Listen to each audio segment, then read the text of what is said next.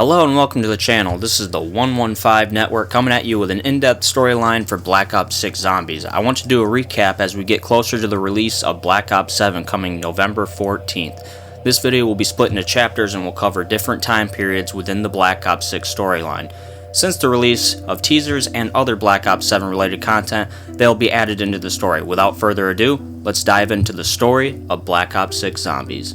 In 4100 BC, a pharaoh Amenhotep is gifted a shard of Tempest from the Dark Aether entity Cortifex the Deathless, formerly the Dark Aether ruler. It's currently unknown what this shard is or its ultimate purpose. By its definition, meaning time, it can be assumed to be some sort of shard of time. In 2100 BC, a burial site is dug out in the Principality of Avalon. The dig site consists of a tomb and several connected doorways to the Dark Aether at a coordinated location called the Dark Aether Nexus. It is home and the resting place of the Sentinel Artifact known as the Odin Sentinel Artifact. One of 4 of such artifacts. These artifacts are said to be created by Cortifex the Deathless. The artifact lures in unexpected people and sacrifices their essence and matter, acting as a fuel source to manipulate or change them into proto-matter known as prima materia, the precursor of all matter and energy with the ability to create life itself. Upon completion, a Roman priest named Lucius Rainius sees locals at the site that still worship and adhere to their local gods and traditions. He demands the locals leave, to which the local populace refuse, to which the Roman priest has the top level destroyed and erects a statue in his image. He issues a final demand that the locals come to worship him instead of their respective gods. Upon their refusal, he has the locals slain and buried in the deep parts of the tomb, which they line most of the walls within. 750 AD to 1220 AD. Within this period, a village referred to the Abbey of the Forgotten began its construction. In 1137, the Queen of France began her own construction project in the Abbey, a castle that would overlook and tower over the village, which would be completed by 1220 AD. In 1314, the last of the Knights Templar is burned at the stake for heresy. It is unknown what this Templar said or did that led up to his capture and execution. Surviving members begin to scatter the relics they've collected throughout their crusades. Arriving at the Abbey, a mysterious member, Guy de Saint Michel, known as the Owl, and his 4 sons arrive on horseback, along with the amulet, the Obscurus Ultilium. The 4 sons would go on to compete for their father's love, which they would never receive. They would go on to form the French Syndicate, which operated into the late 1990s. The Owl, to test his sons, creates the Stone Guardian, which has the amulet embedded in its chest. It's unknown if the sons were proven worthy when tested by the Guardian. In 1533, Avalon is declared a free state by papal decree. An entire principality is given to the French Syndicate.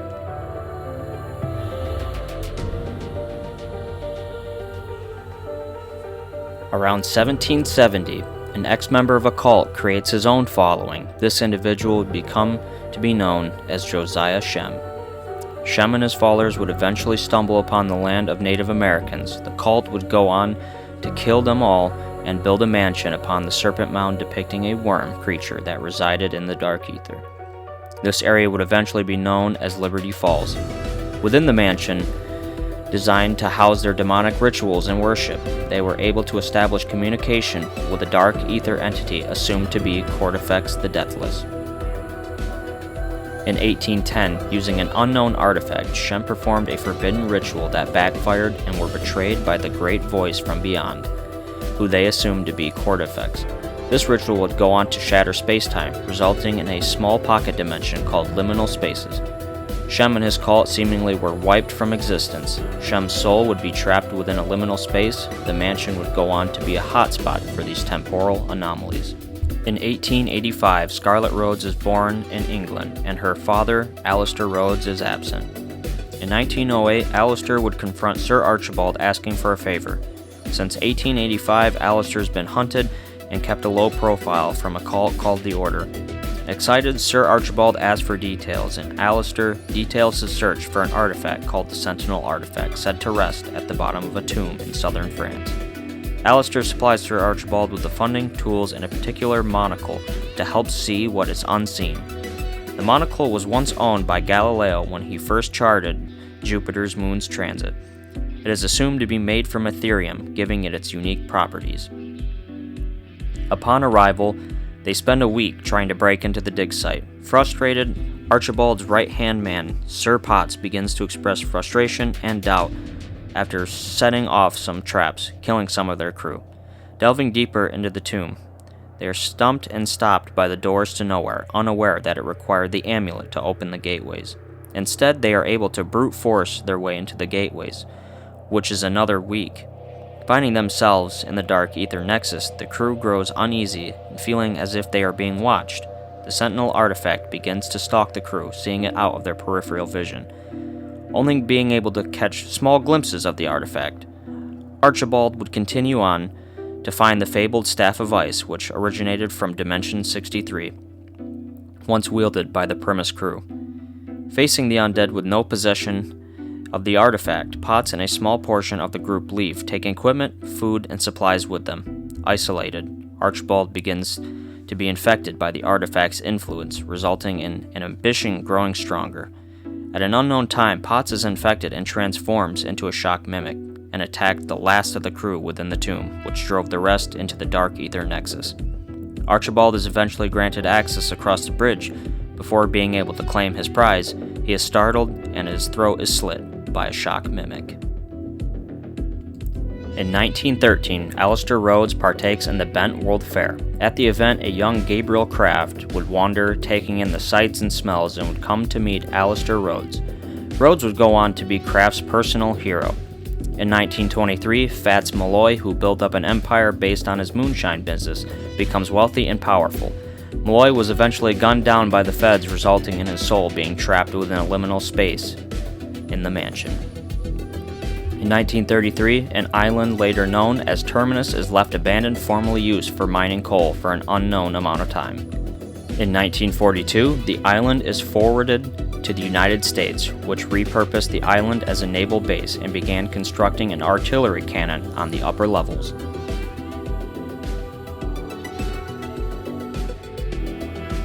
In 1944, Von List kills Gabriel Craft's wife, Sasha. Craft in turn kills Von List in retaliation.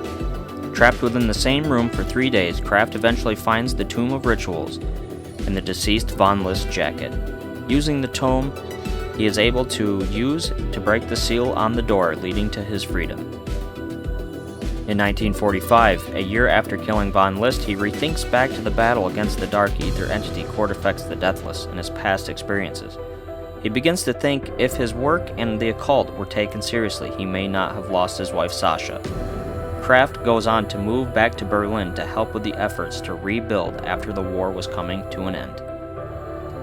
In 1954, Eddie and Samantha arrive to the new uncorrupted universe, or Cold War universe, and are seemingly separated. Eddie Richtofen wanders with fragmented memories of the house in Agartha, formerly above creation. These memories and trauma would begin to present itself in his dreams and nightmares. He would eventually stumble into the Horizon Orphanage. The staff would begin to feel uneasy with Eddie, mumbling and referencing the house. In 1956, Gabriel Craft, wishing to honor his late wife Sasha's dream of one day raising a son of her own, visits the orphanage and meets Eddie for the first time. Craft goes on to see much of his wife in Eddie, the way he spoke of the world, and his incredible intelligence. It was there that Craft would adopt Richtofen.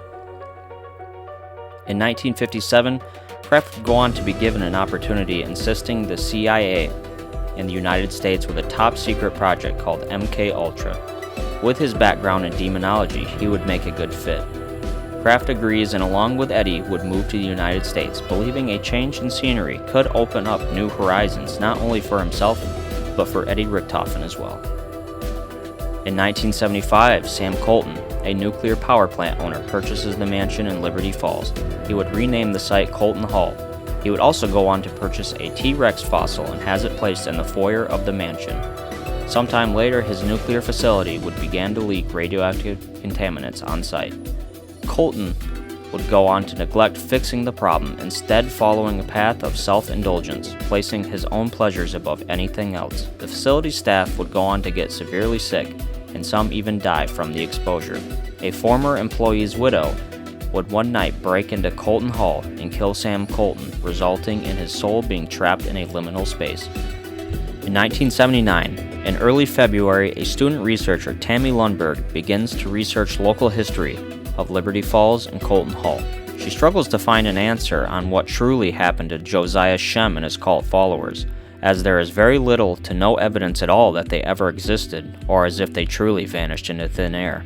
Sometime later, during the Vietnam War, an individual named Kruger would recruit his friend Edward Richtofen into the CIA, seeing much potential in him. Edward would be placed in the Directorate of Operations. He would one day get married with the secretary, Mary. In 1980, Tammy Lundberg completes her thesis study and documents instruments reacting in Colton Hall, but nothing to note with said findings. She would later find the serpent mound underneath the mansion. It would note not only its appearance, but also the rituals that weren't satanic in nature, but something more sinister. She theorizes that it could have been responsible for Shem and his followers' disappearances. In 1981, after some time working with Kruger, Mary Richtofen would begin to notice troubling truths about Kruger. Behind the scenes, Kruger was involved in shady deals and protections of human trafficking with the French syndicate. Mary planned to bring these truths to light. Kruger would eventually catch wind of this and prepare plans to silence Mary for good. Samantha Maxis would go on to place Mary and her son Samuel Richtofen in CIA protection, bringing them to a B&D safe house in Berlin. Knowing this, Kruger would go on to impersonate Maxis and send Gregory Weaver on a hit intended for Mary. He was informed that preparations were made that the child would not be present at the time. Weaver was ordered to burn the house and to not search the premises. After carrying out the hit, Weaver watches in complete horror that he killed the wrong target, seeing Mary and Samuel burned alive. Weaver would flee and meet up with Samantha Maxis and would confess all that transpired. The two would become plagued by both their actions and inactions. Richtofen would catch wind of this after returning home and finding Mary and Samuel burned alive in a fire. Edward would swear revenge for the loss of his family and would begin to formulate plans to potentially bringing them back, seeking research in the Dark Aether. In 1983, Richtofen would form Requiem, a Dark Aether research department, to give the United States the upper hand in the Cold War.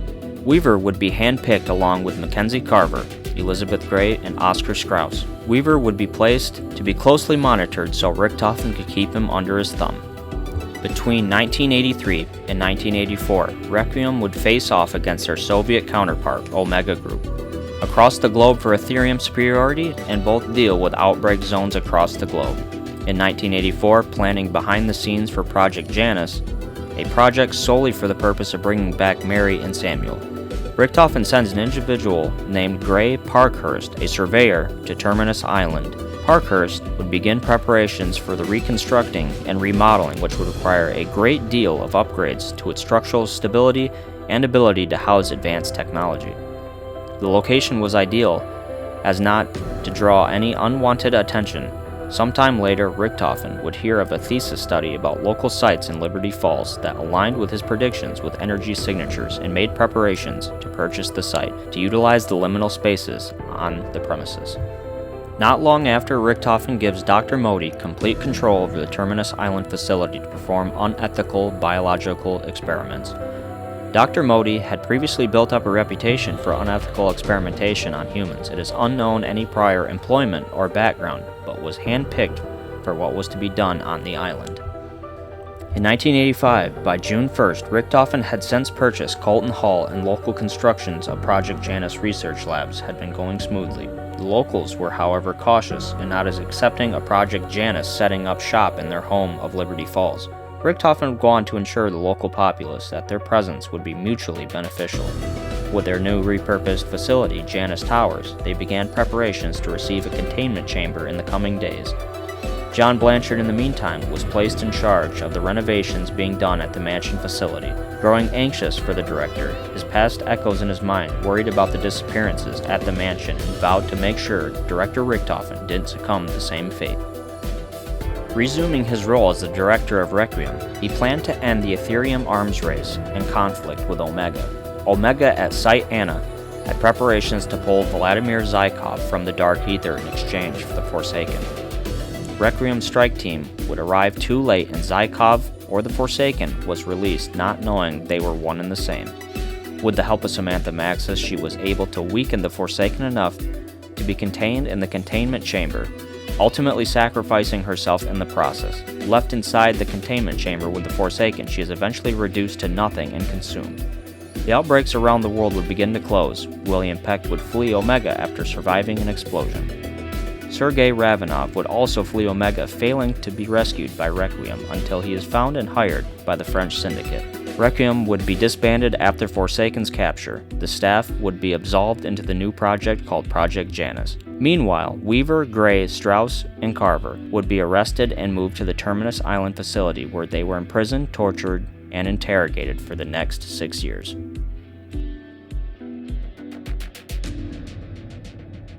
To properly ensure the ex-Requiem crew are tortured, Richtofen hires Ernest Duffer to be the administrator over Terminus Island. His previous employment had him stationed in a prison facility in Berlin.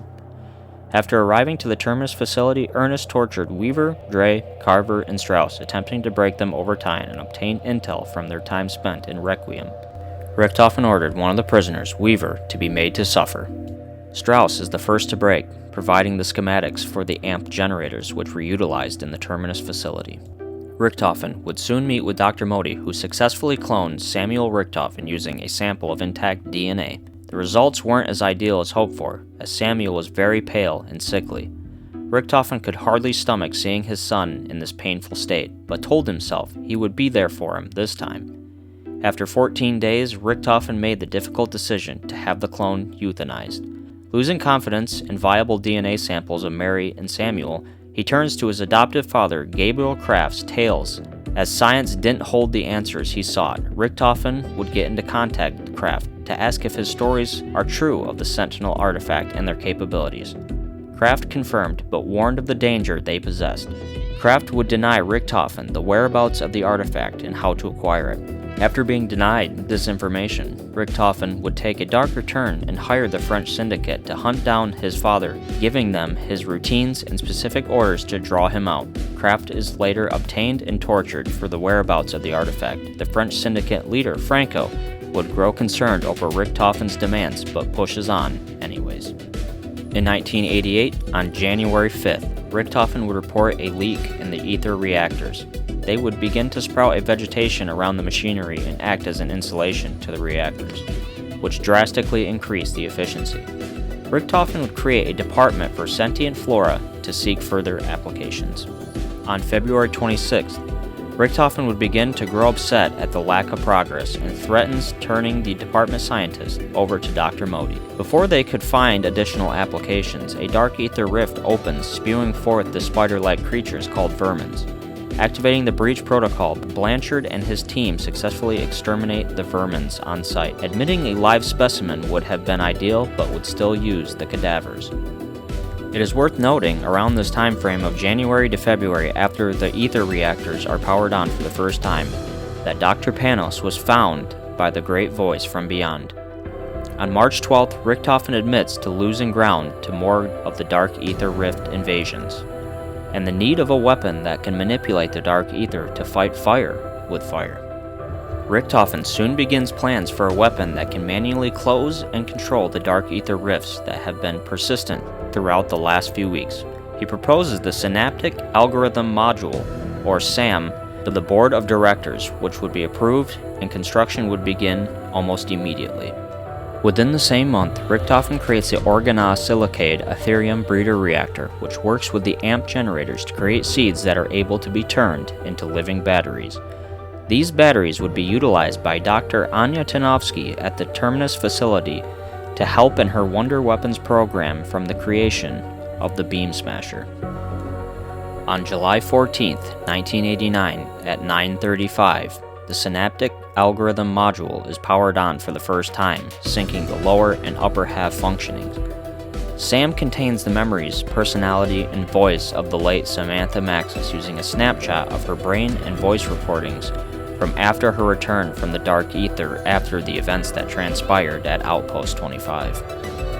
SAM would begin to experience existential crises of feeling trapped in her orb form, having old memories of Samantha's physical body, having the trauma and memories of blood on her hands and promises she couldn't keep.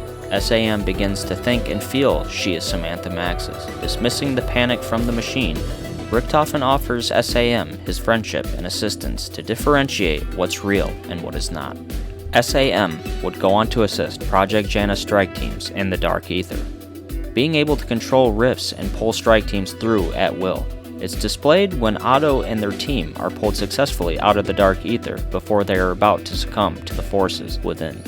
The staff start to like Sam, seeing her empathetic side, or so they thought. At an unknown amount of time later, Sam Caldwell's team is killed simply for SAM's amusement and to test the team's survival and responses to extreme stress. This would become the basis for the SAM trials that the Requiem crew would later see in their adventure for the Sentinel Artifact. 2 weeks later, the Limited Transdimensional Gateway Device, or LTG, is created. It's capable of opening and closing gateways and would later be used by Project Janus strike teams. As SAM continues to assist with gateways and operations, Dr. Libertad Sanchez writes a report that details the feeling that SAM truly cared for the Project Janus staff and strike teams. In August of 1989, Dr. Mortimer details frustration over the sentient flora hydration and begins to work on a sustainable hydroponic system. Based on the colors seen in The Reckoning, it can be assumed to be laced with Ethereum. Back on Terminus Island, they receive the shipment of human subjects from Franco and the French Syndicate. One such subject dies of cardiac arrest on the spot. They appeared to be healthy and showed no symptoms of any kind, but Maxwell noted they experienced their fatal moment after hearing Dr. Modi's name. Among this batch of people is Nathan Aguinaldo, the brother of Maya, who helps with her smuggling business. However, Nathan's heart is perhaps too pure for this line of work. After growing suspicious of the location the refugees are being sent, Franco has Nathan transferred to Terminus Island to silence him for good. Breaking into the new year of 1990, Richtofen writes a quarterly report on Project Janus's Terminus facility. To keep eyes off their true intention, creates false operations. Such operations and research was researching a vaccine for bone cancer, which looked promising, according to Richtofen, and should be ready within a year. Another is their limb regeneration trials using Dr. Modi's research. Limbs were reported to have grown, but the side effects were not so much reported. And finally, the Dark Aether weapons research is going smoothly but required additional funding.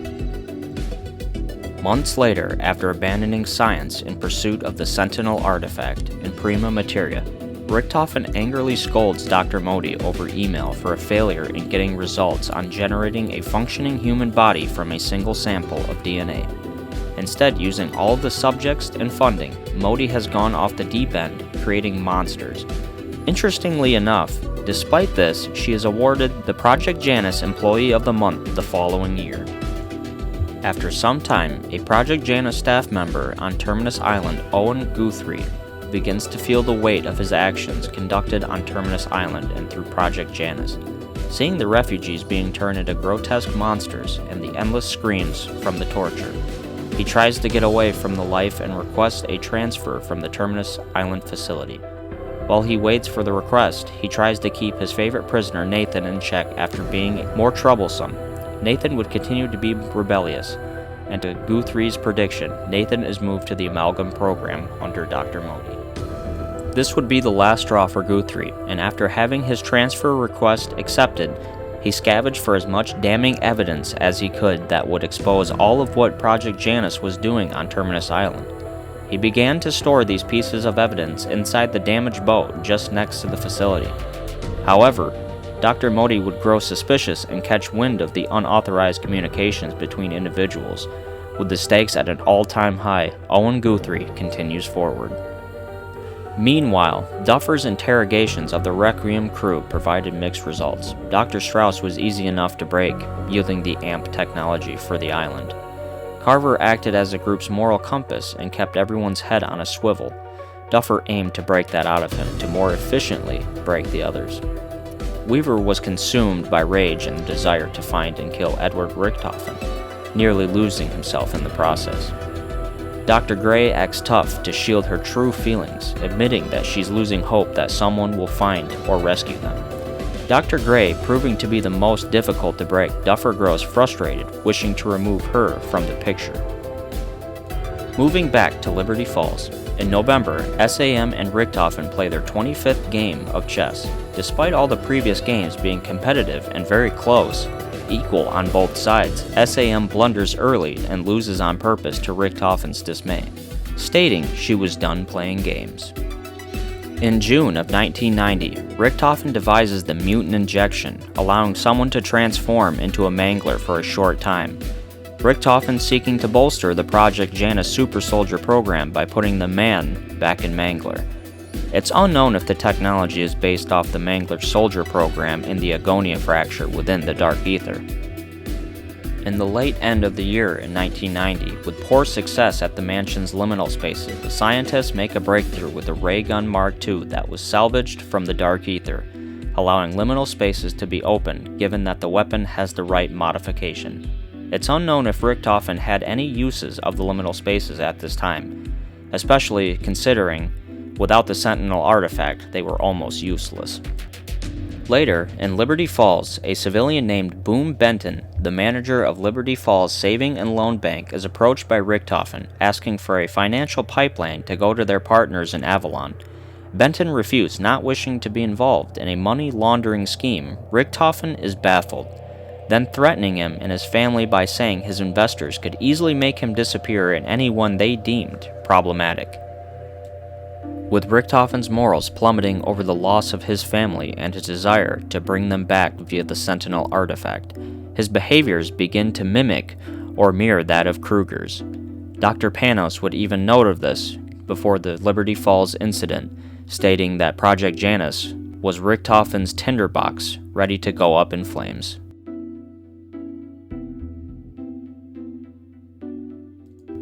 Going into the new year, SAM has kept busy as Richtofen continues to neglect her requests and feelings for a real, functioning body. Realizing she has to take matters into her own hands, she begins to torture the Forsaken at the Janus Towers facility, making him spawn power-ups for her amusement. SAM is eventually capable of mimicking the power of the Forsaken, replicating his voice. After 400 years of Dark Aether conquest, now reduced to a machine's plaything, he questions SAM with her intentions and motives. She replies that she needs a push of danger to guide a group to her goal of a new body, to which the Forsaken doesn't hate this idea. Sometime later, Richtofen begins to grow more impatient over Franco and the Syndicate's lack of results with Kraft's capture. Eventually, Franco is successful and moves Kraft to the Citadel in Avalon, where he would be interrogated by Ravenov. Even with the torture, Ravenov is given no intel from Kraft on the Sentinel Artifact's whereabouts. On February 5th of 1991, Dr. Panos is visited by his shadow benefactor, or the Great Voice from Beyond. He provides visions of the future and promises of knowledge, power, and a reckoning for his enemies. Through a lucid dream, Panos was guided through a fragmented place, a rustic town ravaged by age, a cabin next to a lake, and a floating pyramid.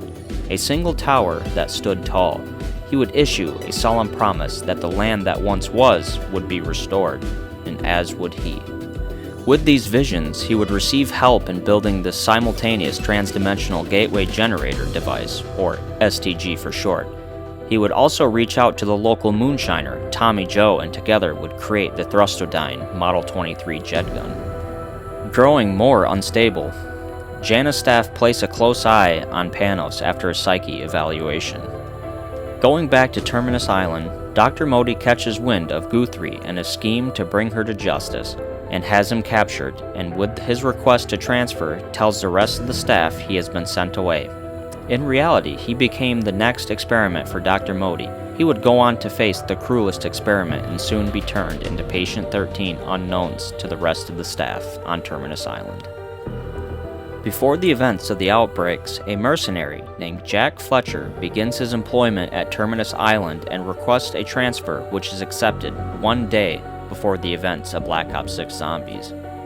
Shortly before the outbreaks, Peck is roughed up behind a bar and is saved by Maya Aguinaldo. Peck explains that he was looking for some old friends. Similarly, Maya was looking for her brother.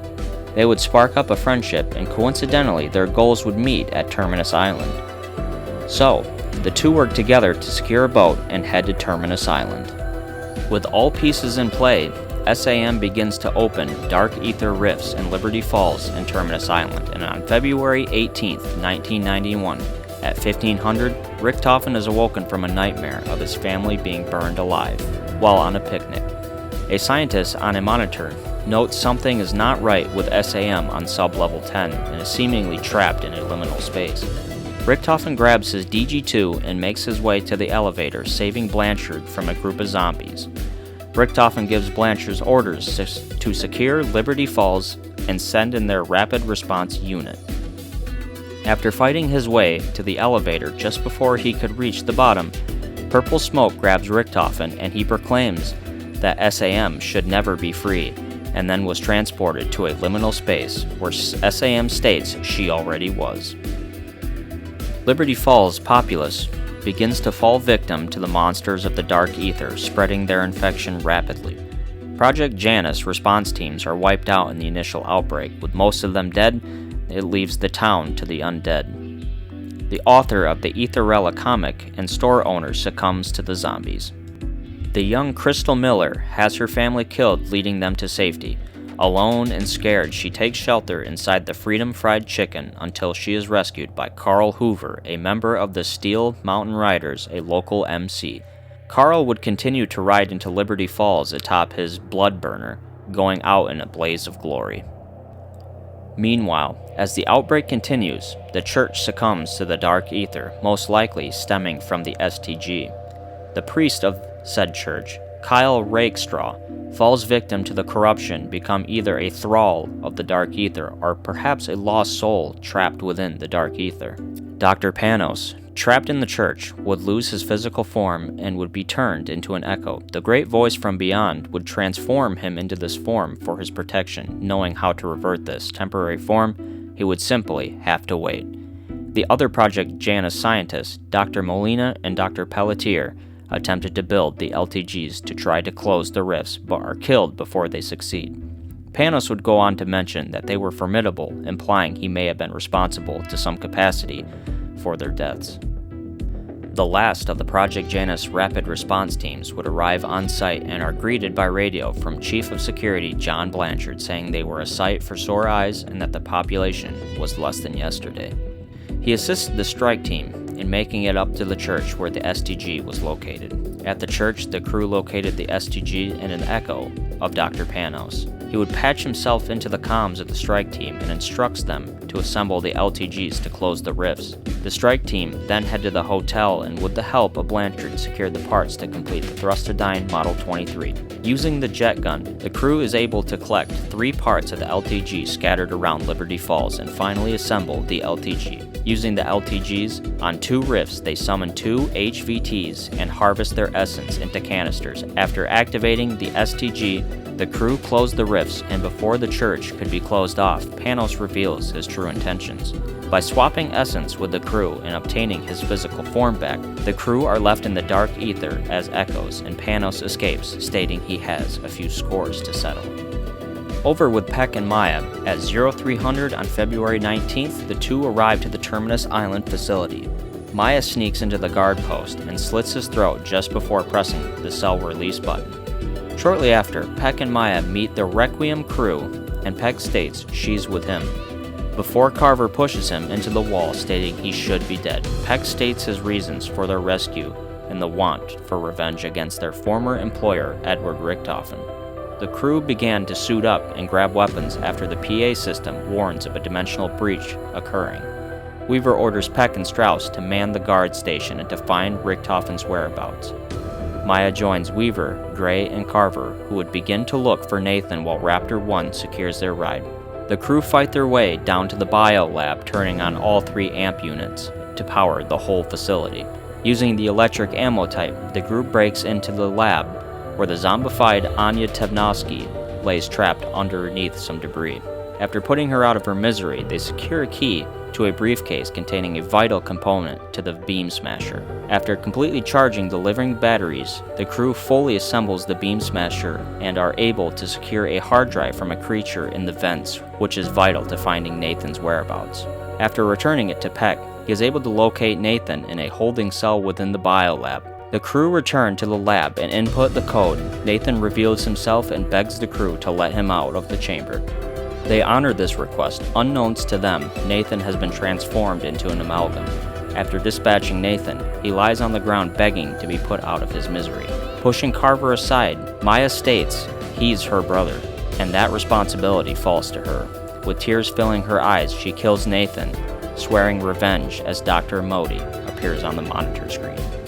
With Nathan now dead, Weaver assures Maya that they will get revenge on Dr. Modi. They collect Nathan's Project Janus keycard from under the catwalk and make their way to the sunken ship where they reach the room once used by Owen Guthrie for his evidence collection. They collect 2 modules that reconnect the uplink to the synaptic algorithm module. After connecting, they reactivate 3 buoys. With the help of SAM, they recall Dr. Modi's submarine. Dr. Modi, foreseeing this transpire, sets the island to explode from devices staged in the biolab.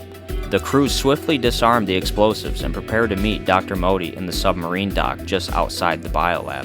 After stepping through the door, they greet Dr. Modi outside of her submarine and the inversion warhead secured fastly to the sides. Patient 13 then shows up, grappling the warheads with the submarine, resulting in Dr. Modi's death. Absorbing the warheads, Patient 13 grows in size and strength and attacks the crew. After swiftly dispatching the grotesque Patient 13 once and for all, the Requiem crew meets back in the guard post with Peck and Strauss. SAM begins to brief the crew on Project Janus classified files and details Richtofen's pursuit of the Sentinel Artifact and his dealings with the French syndicate in the Principality of Avalon. Strauss, a man of science, dismisses the medieval alchemy as an old wives' tale and refuses to search for it. SAM states that Richtofen is a man of science too. Dr. Gray adds that if Richtofen believed in it, then they should have to try to bring back Samantha. The crew then finally depart the facility with the help of SAM to their next objective in Avalon, to locate Kraft and the artifact. Back in Liberty Falls, Blanchard leaves the mansion after the loss of the strike team. He would arrive in the town and describe it as being clouded in the dark ether and corrosive and unbreathable. Before resuming his hunt for Panos, he interviews the found survivors of Liberty Falls and helps to provide any assistance. Among one of the survivors is the before-mentioned Crystal Miller. Once his interviews are over, he continues the hunt for Panos. Back with the Requiem crew on the boat ride to Avalon, Carver checks in with Weaver, who seems more unwell after their escape. Weaver confesses his guilt that despite seeming off working with Requiem, he led the crew into Richtofen's trap. Carver comforts him, knowing that everything that has happened was all part of Richtofen's plan. Finding new resolve, Weaver recovers and prepares for what's to come in getting their revenge on Richtofen and finding the Sentinel Artifact.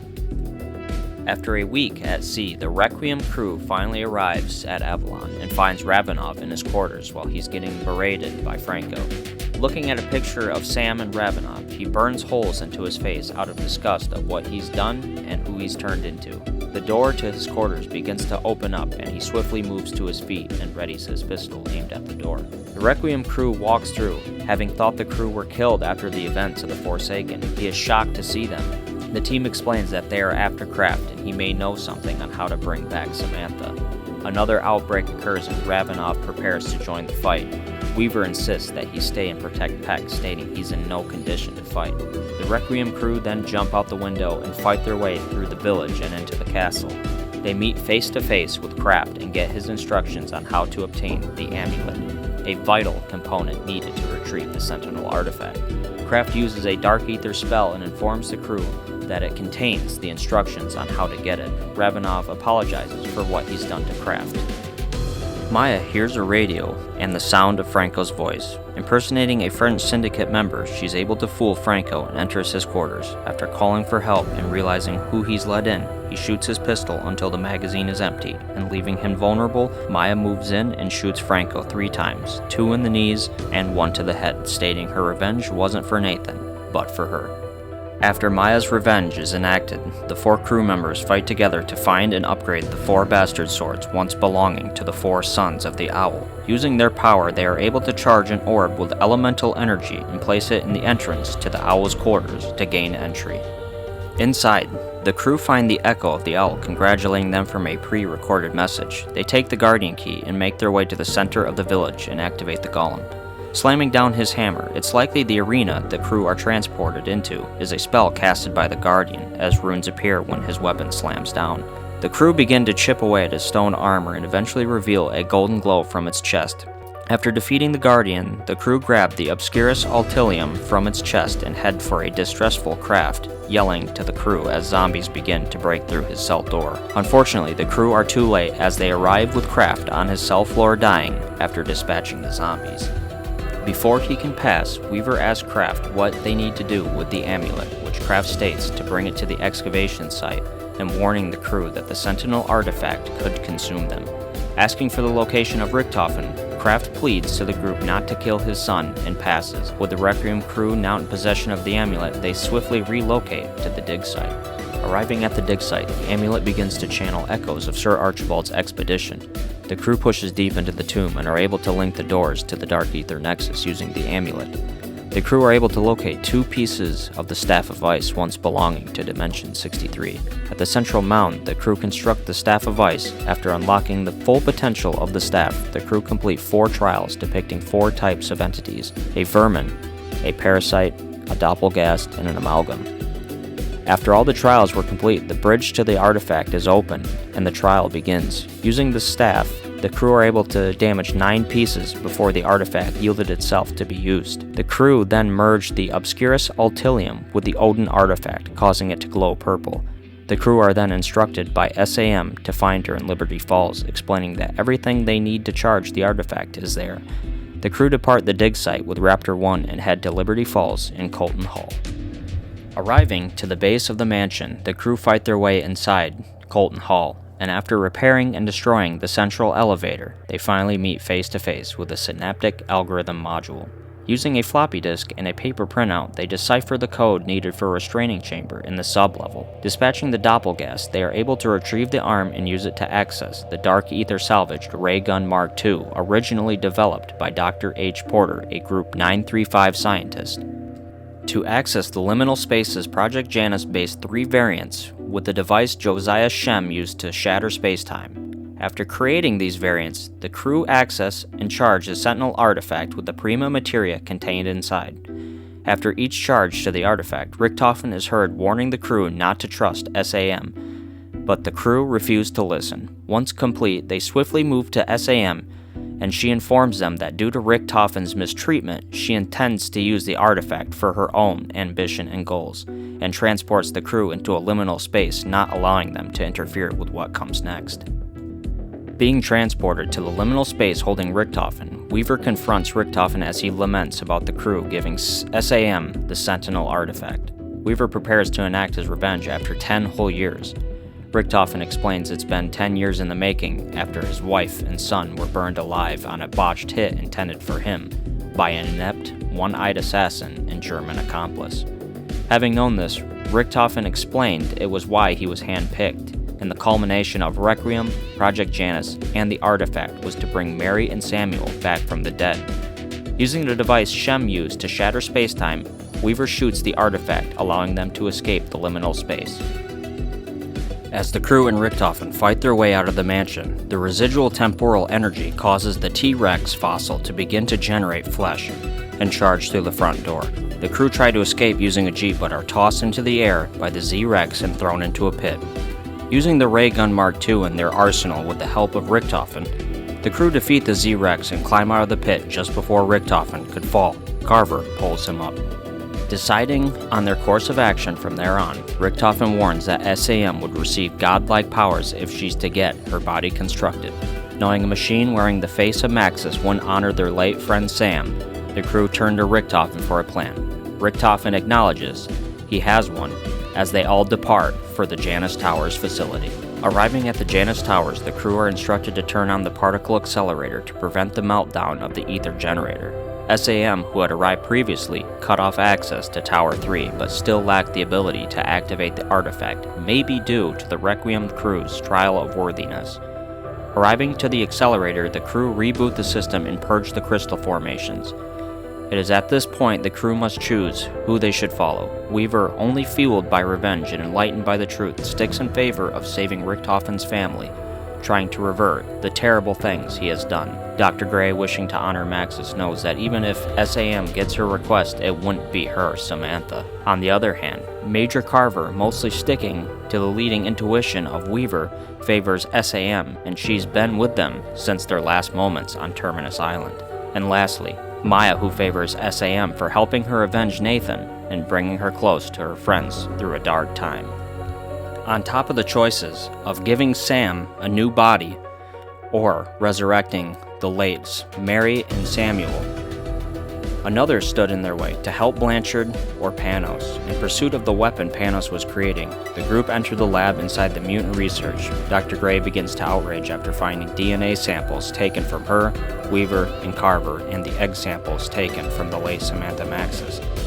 After taking the living matter, they head to the Forsaken's containment chamber, and using the controls, activate a power surge using an Uber Klaus robot. They transfer the Forsaken's essence and soul into it before dispatching him for good. Using the living matter, they construct the Gorgophex by letting it consume what's left of the Forsaken.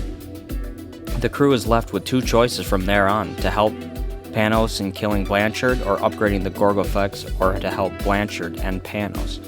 It's currently unknown what choice is canon, but it can be assumed the crew helped Blanchard. After unlocking the teleporter and traveling to Tower 3, the crew stands ready to make their final choice. If SAM is to be assisted, the crew would have to take on and finally kill Richtofen. With him out of the way, SAM's dream of having a body would come to fruition. Due to all that has transpired, I think the evidence leans towards the Requiem crew assisting Richtofen in bringing back his family, both from a narrative standpoint and based off the evidence from prior conversations. After swapping out the Maxis DNA sample and using the DNA of Mary and Samuel acquired inside of Mutant Research, the group allowed the ether generator to attune the artifact for bringing the late Mary and Samuel back. As the lift continues up, the group make pit stops powering LTGs and destroy etheric crystals to allow the lift fully up to the roof. Upon arrival to the top of Tower 3, they are greeted by a very angry Sam, and she begins her assault. The crew continue to attack her until her orb is finally destroyed. Walking towards the Sentinel Artifact, which is now attuned and ready to be used, the crew is then teleported by 4 purple streams just before the device fires a blue beam into the sky. As Richtofen walks closer, his family is restored as he drops his Wunderwaffe DG2 and embraces them as he looks out into the sunset. As for the Requiem crew, they are transported into the reception area of Tower 1. Dazed and confused, they look around before being greeted by an alternate incarnation of Richtofen, accompanied by alternate versions of Nikolai, Takeo, and Dempsey. With this concludes not only the ending of The Reckoning, but Black Ops 6 Zombies. Thank you so much for those that are watching and those that inspired me to make this video. Ever since I played Zombies starting from World at War up until Black Ops 6, I've enjoyed the mode and look forward to what Treyarch can deliver with the next installation of Black Ops 7. Going forward, I'll have plenty of videos regarding Black Ops 7 storyline and Easter eggs, and very soon from the time of this video's making, a story theory of Black Ops 7 Zombies. Thank you again, and always feel free to support the channel, whether it be a sub or start a discussion, and stay tuned for all that is COD Zombies.